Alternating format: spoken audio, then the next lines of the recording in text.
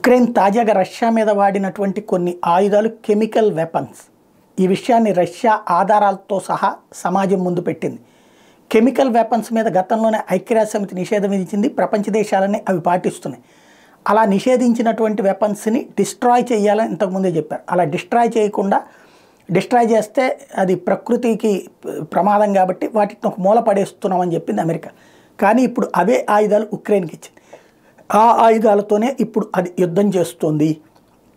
Chemical weapons ఏంటంటే జబ్బులు తెస్తాయి, శరీరానికి రకరకాల రోగాలు తెస్తాయి, ఆ ప్రాంత పర్యావరణాన్ని దెబ్బతీస్తాయి. ఇది అందుకోసమనినే వద్దని చెప్పారు. ఇప్పుడు ఆ వెపన్సే తమ మీద వాడింది అంటూ రష్యా తాజాగా ఉక్రెయిన్ వాడిన ఆయుధాలకు సంబంధించినటువంటి కొన్నింటిని శస్త్రచికిత్సలాగా, అంటే ఓ రకంగా చెప్పాలంటే శాస్త్ర పరీక్షలు చేసి దాన్ని మొత్తం పోస్ట్ మార్టం లాగా ఎన్నింటినీ విడదీసి చూసి దానికి సంబంధించి ఏమేం కెమికల్స్ వాడిందితో ఆధారాలతో సహా బయటపెట్టింది రష్యా.